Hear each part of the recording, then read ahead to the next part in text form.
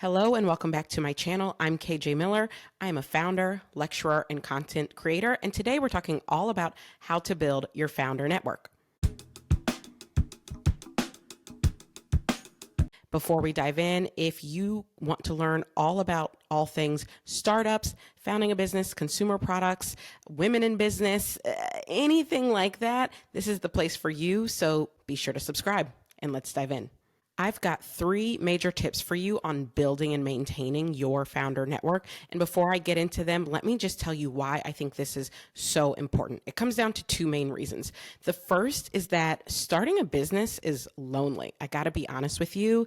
It's a fairly lonely endeavor. There just aren't that many people who can relate to what you're going through. And so finding people who can relate becomes very important when you're in those super high anxiety, super high stress moments, feeling like you've got someone you can speak with and be someone who can be a sounding board, right? That honestly to me is the primary reason. But the secondary reason, and it's just as important, is that these are the people who are going to be able to help you in your journey. And believe me, you're going to need help. So for example, maybe one day you realize you want to apply for a small business loan or some sort of grant. It's your fellow founders who probably have done this before and can help counsel you.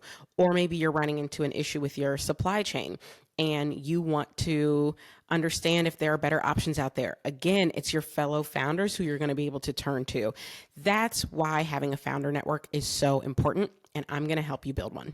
Okay, so my first tip is to attend startup events. Now, I know that you might be thinking, oh, but those sorts of events only happen in big cities like New York or Chicago or San Francisco. Let me tell you, you are wrong. You may have been correct, call it 5-10 years ago, but these days, every city is trying to build that startup fever. So no matter where you are, the chances that there are some great startup events going on are quite high. I live in Columbus, Ohio, which is not known for being, any sort of startup mecca. I Googled right before this, I Googled startup events in Columbus, Ohio. So many options came up. I'm going to share a picture of some of the options that came up. Literally so many and good options. I mean, Techstars was one of the, Techstars is launching in Columbus. Like Techstars is a huge nationwide program. The fact that it's coming to Columbus, I didn't even know that until a few minutes ago. So believe me when I say there are events and you're going to want to go to them. Now listen, if you're someone who's introverted, maybe you're thinking like, oh, but I don't know, if that's going to be for me. I get nervous in crowds. Go anyway. First, let me just say this, okay, and it might be a tough pill to swallow.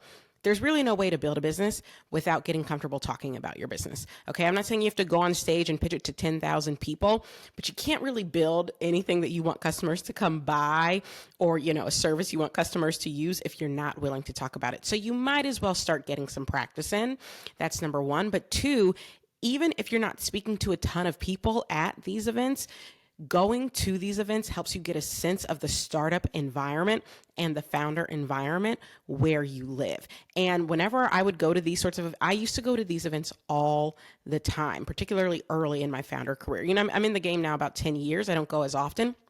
In the beginning, every week I was going to some founder happy hour, whatever startup event, whatever it might be, pitch competition, whatever it was, to really just get a sense of the environment and the resources available to me. So that's why you want to go. And the truth is, once you're at these events, people are going to come up to you. You don't have to worry that you have to do all of the reaching out. People are there to connect. So they're going to come up to you and they're going to ask you about what you're building. Be ready to talk a little bit about whatever it is you're building, whether it's in the idea infant stage or, you've been working on it for years. Be ready to talk a little bit about it. Chances are you will leave having made at least one connection. You'll exchange email addresses with someone and that person will join your founder network. Your network does not need to be big. It just needs to be high quality. And that brings me to tip number 2. Tip number 2 is to be vulnerable.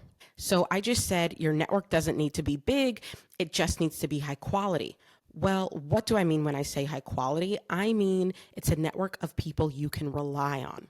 How do you build a network of people you can rely on? Well, in my experience, people are only willing to show up for you when they feel that you are being honest with them, when they feel you're a safe space for them, and you do that by being vulnerable with them. Once you start attending these events, I promise you, you're going to see that there are a lot of founders out there who are very much not willing to do this. All they want to share is all of the good things going on for them.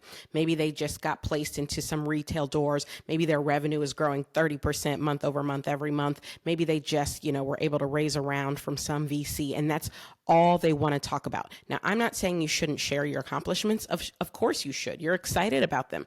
But when that's all you share, it is hard for people to connect with you. In my experience, it is much easier for people to connect with me when I share something that I'm struggling with. When I share something like, these retail slotting fees are killing me right now, then they know, oh, she's willing to be open. She's willing to be vulnerable. We can build an actual connection.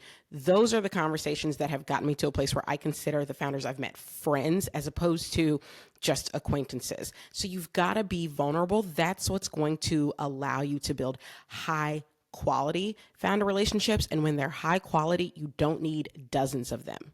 My third and final tip is to ask for a favor. And for this tip, I'm going to need help from my good friend, Ben Franklin. Maybe you've heard this Ben Franklin quote before. He says, "He that has once done you a kindness will be more ready to do you another." Now, what does this mean? In a nutshell, when you ask someone for a favor, more often than not, they end up liking you more. And psychologists have studied this, but kind of what it comes down to is mentally, if I do you a favor, I'm then telling myself, oh, I must like this person, because otherwise, why would I be doing them this favor? Thereby, I start to like them more, right? It's a little counterintuitive, but I have found that it works. So I often ask my founder friends for favors. Now, let me be clear. I'm not asking the same person for the same favor frequently, but I am often making a request of my founder friends because one of this tip here, it does truly make people like you more and feel a little bit more like you and them are really in fellowship. And two, because often the favor I'm asking, I'm also basically putting a compliment in the favor while I do it. So here's an example. I teach a business school course on entrepreneurship.